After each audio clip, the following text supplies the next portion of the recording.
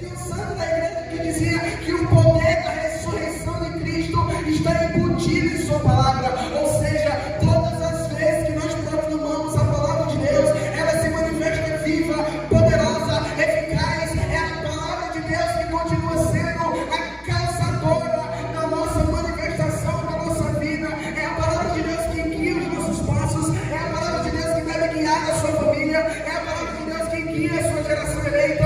É a palavra de Deus que guia a comunidade Santíssima Trindade. É a palavra de Deus que guia a comunidade Resgate. Meu nome é Pedro, eu tenho 22 anos de idade, me encontrei com o Senhor quando tinha 14 anos de idade e tenho pregado o Evangelho por aí desde então. Vivo de maneira apaixonada pelo Espírito Santo e eu sei que esse Espírito Santo manifestará nesse lugar, amém? Gostaria que você pudesse pegar a sua palavra para quem trouxe. Essa palavra queimou meu coração assim que eu pisei nesse lugar. Em Lucas capítulo 9.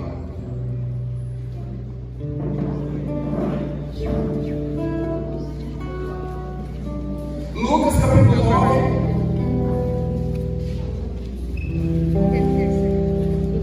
Versículo 28. Lucas capítulo 9, versículo 28.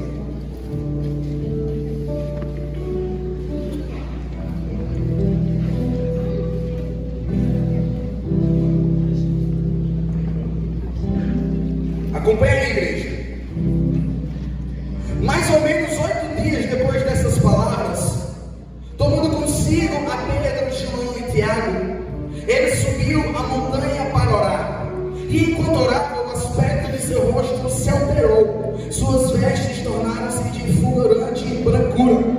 E eis que 2 homens conversavam com ele, eram Moisés e Elias, que aparecendo envoltos em glória, falavam de seu êxodo que se consumaria em Jerusalém.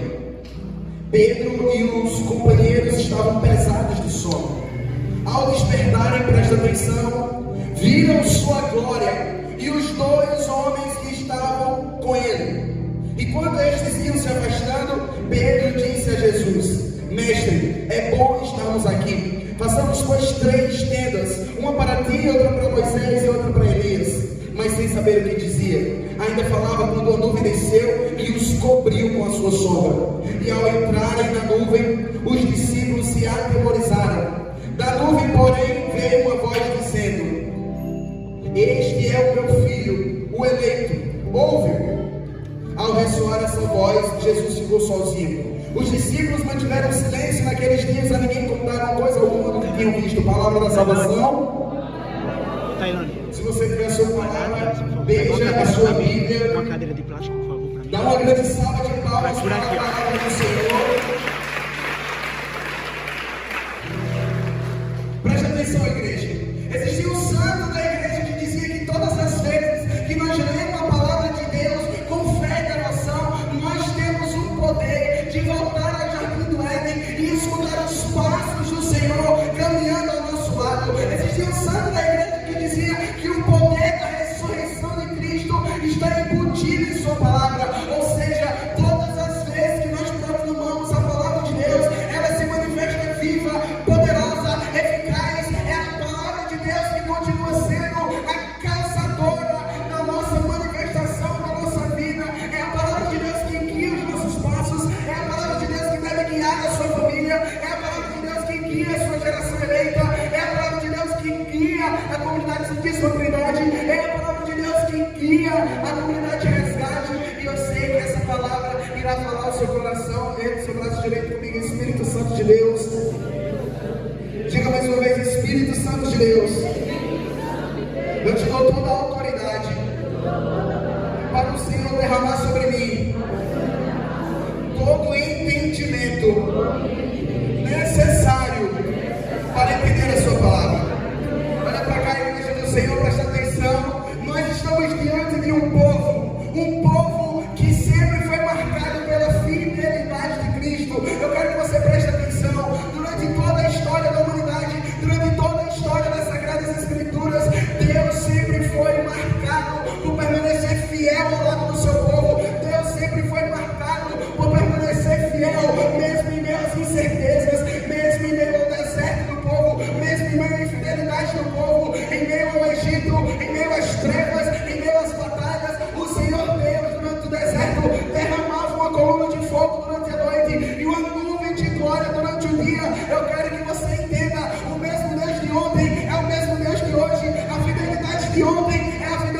de hoje. Por isso que eu sei que nós estamos diante de um tempo em que diz a sua palavra em Hebreus capítulo 10, aqui está o povo eleito, consagrado ao Senhor, que não irá retroceder por nada. Oh, glória!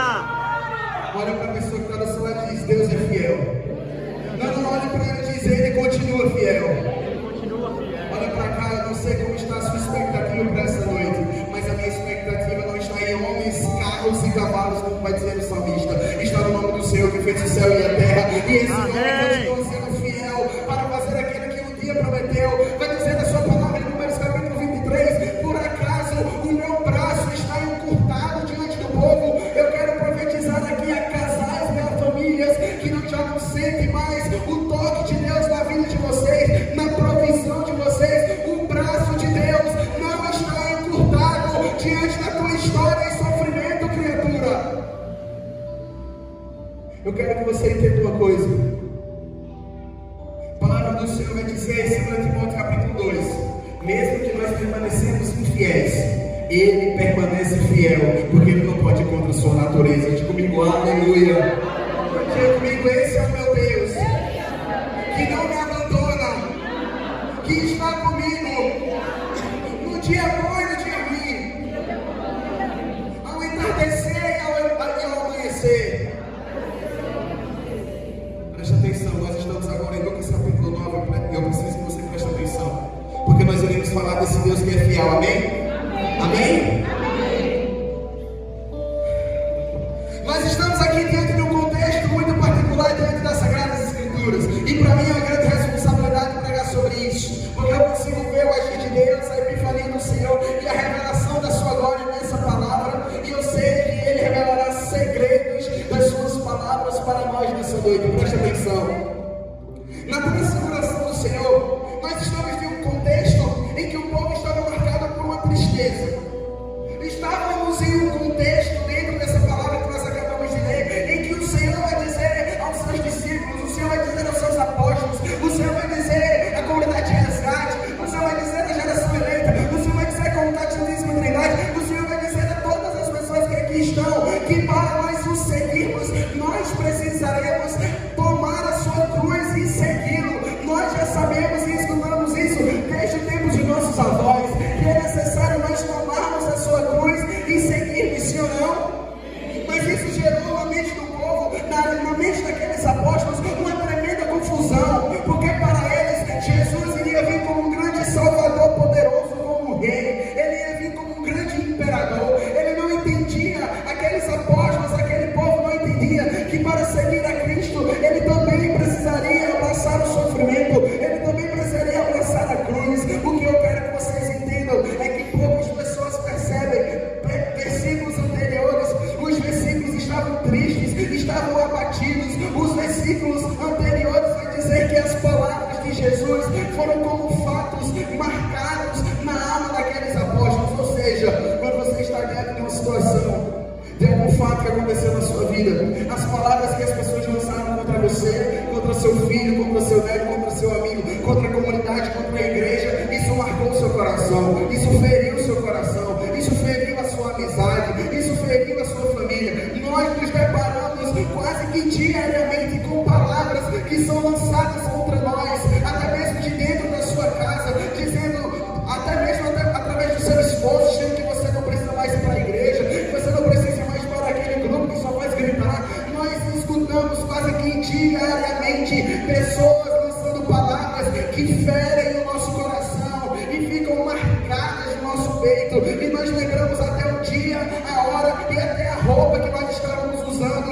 ao escutar aquelas palavras que foram lançadas como feridas no nosso coração. Sim ou não? Fala comigo, meu povo, sim ou não? Ou você vive isolado numa ilha? Todo mundo passa por palavras de sofrimento. Agora eu quero que você entenda, a mesma coisa passou esses apóstolos, quando Jesus disse que precisaria tomar a sua cruz e segui-lo. O que eu quero que você entenda é que o sentimento daqueles apóstolos, antes de entrar nessa palavra, era um sentimento de luto, era um sentimento de perda, era um sentimento de que sim, ele acreditava num Deus que era fiel, mas naquele momento, os apóstolos olharam um para o outro e disseram: já, rapaz, acho que não vai dar não, acho que não vai ter como seguir esse homem tal de Jesus, porque o negócio é, rapaz, eu não sei não. Estão dizendo que vai ter que ser através da perseguição, através da lágrima, através da renúncia. Eu acho que eu não vou conseguir não. Esse era o clima antes deles escutarem essa palavra que nós lemos. Amém? Amém? Amém? Preciso que você entenda. E aí nós chegamos em Lucas capítulo 9. Para essa palavra, Deus chamou algumas pessoas.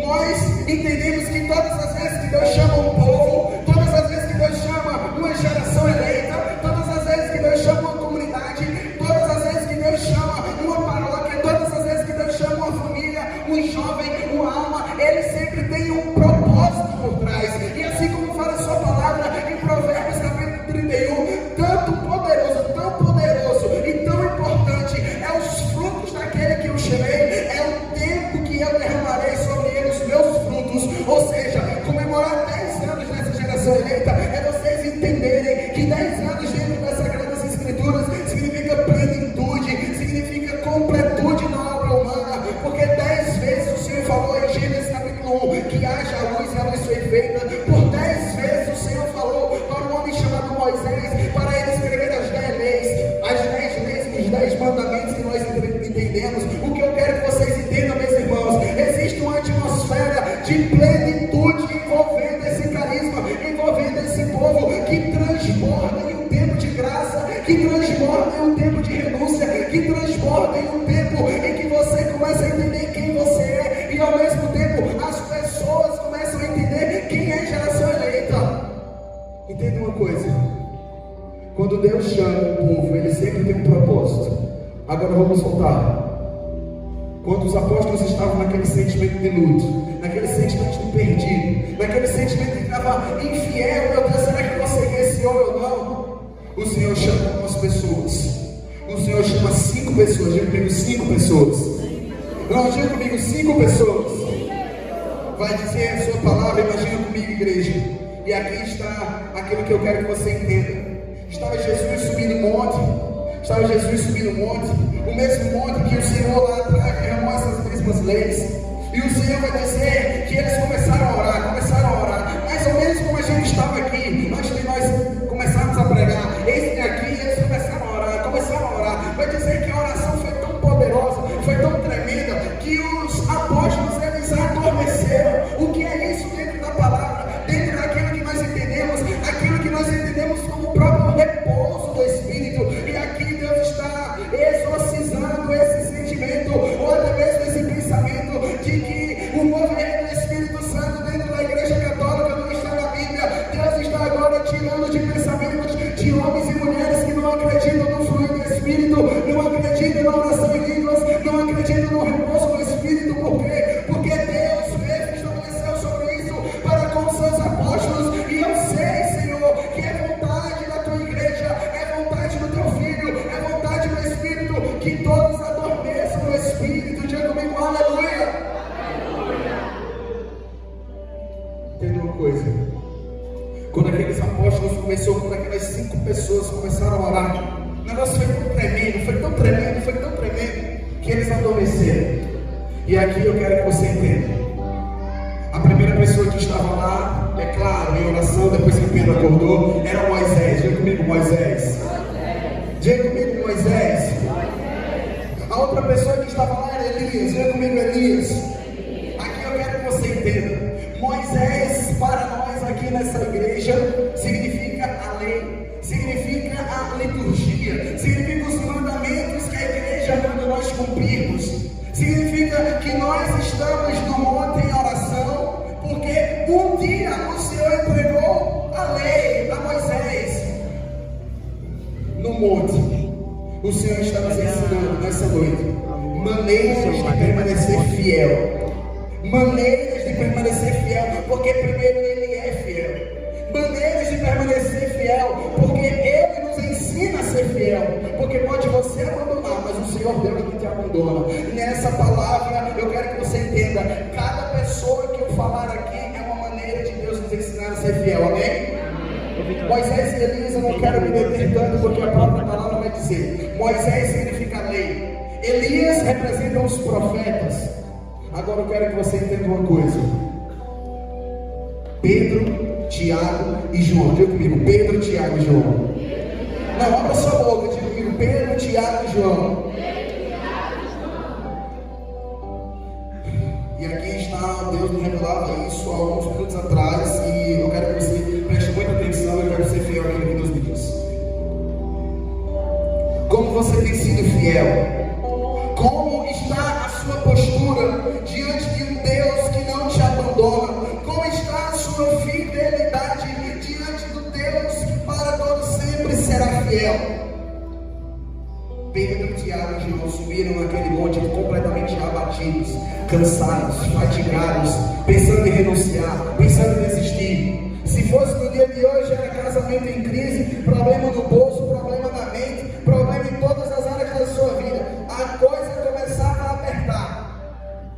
E eles estavam subindo o monte. Chegou no momento em que o Senhor chamou aquele povo eleito para ter essa experiência sobrenatural. E aqui eu quero falar principalmente daqueles que estão 10, 15, 20 anos de igreja, que tem tempo de igreja, aquilo que eu tenho de vida. Eu quero falar para vocês, assim como Pedro, Tiago e João foi chamado para ter essa experiência de avivamento, Deus está exortando a todos que já têm muitos anos de igreja. Nenhum chamado, nenhuma eleição é mais forte ou não seja apenas preparada para receber um novo avivamento. Entenda uma coisa, não existe aposentadoria espiritual. Independente dos anos de igreja, independente de quanto tempo o Senhor me chamou, sempre haverá um novo de Deus quando você subir o monte.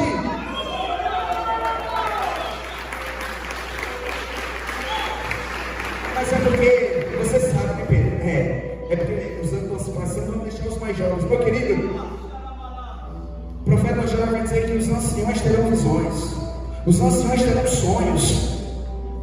Que o Senhor Deus, que eu profetizo pela autoridade de consagrado por Deus, que o Senhor Deus conceda aos anciões dessa igreja a capacidade de voltar a sonhar nele, sonhar ministerialmente, sonhar dentro da sua família. Quem foi que disse que a sua família para todo sempre não estará na igreja? Quem foi que disse que você precisa parar de lutar pela conversão dos seus? Quem foi que disse que o Senhor coloca limite nas suas obras? Não, você parou de sonhar. Eu tenho 8 anos dentro da igreja, propriamente dito. Meus pais sempre me criaram na igreja. Mas eu continuo sonhando uma geração batizada no Espírito. Amém. Preste atenção.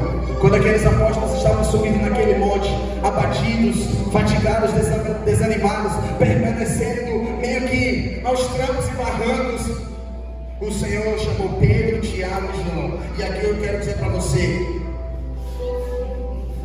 Pedro, para nós, é a maneira do Senhor dizer a nós: se você quer permanecer fiel, assim como eu sou fiel, você tem que seguir aquilo que está dentro da minha palavra, que é o que? Pedro, figura da igreja. Eu quero que você entenda uma coisa: nós só seremos fiéis até o último dia da nossa vida se nós estivermos na igreja. Diga comigo, aleluia. Não, diga comigo, aleluia.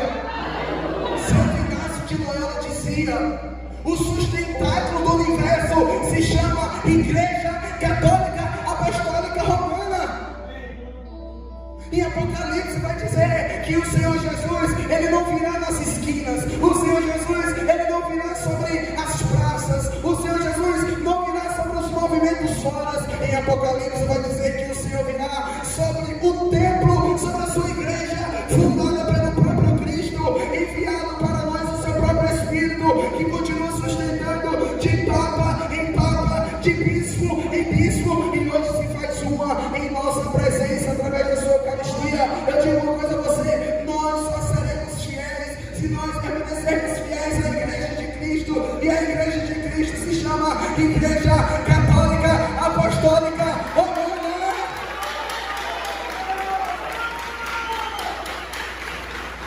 Chega do povo. Mas é porque eu não sei se vale a pena. Você sabe, né? É porque para a igreja direto, né? Todo mundo já se imagina assim. Não está bem.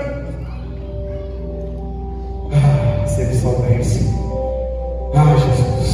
O que eu quero é que você entenda é que vale a pena você escutar conversinha, piadinha de esposo, filho, colega, o que for, mas está fiel à igreja. Vale a pena você escutar piada do seu esposo que, quem sabe, anos lutando, tentando sair do alcoolismo e não sai, mas sendo fiel à igreja. Me desculpa, eu vivo numa faculdade em que a igreja é altamente atacada, mas me desculpa os meus colegas, eu prefiro errar com a igreja do que permanecer com os ímpios lá fora. Eu prefiro saber que vale mais um dia dentro da sua casa do que 1000 dias fora dela. A igreja, enquanto instituição, corpo de Cristo, ela não erra, ela não tem erro, ela não tem pecado, ela não tem mácula. Tira isso da sua cabeça, porque a igreja é lugar de pecador. Sim, você, mas a igreja não peca. Ah, mas porque tem aquele padre. Pois é. Seja bem-vindo ao seu lugar de improváveis, de pecadores. Por isso que você está aqui. Ah, mas porque tem. Por isso que você está aqui, você é o pior. E aqui tem lugar para os piores. Se chama Igreja Católica, lugar de pessoas improváveis. Amém? Amém? Pois é, sabe como geração aí está permanecendo fiel até o último dia da sua vida, sendo fiel à igreja local. Sendo fiel à igreja local. A comunidade de resgate é fiel à igreja local. A comunidade de disponibilidade é fiel à igreja local.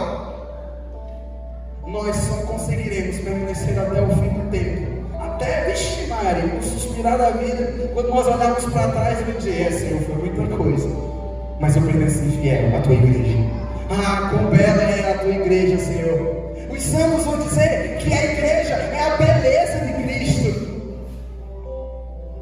Eu quero que você entenda, quando as tribulações baterem em sua porta, quando nós não sabemos para onde ir, nós somos os únicos que podemos bater no peito e dizer, nós temos o depositário da fé, que está de pé em 2000 anos de idade, foi fundada pelo próprio Cristo e permanece fiel até hoje, e continua sustentando pelo Espírito as vocações, e para todo sempre permanecerá de pé, porque Roma caiu, os impérios caíram, todas as instituições passaram, mas uma permaneceu de pé e continua em pé até hoje, e ela continua sendo a nossa casa, é a nossa igreja.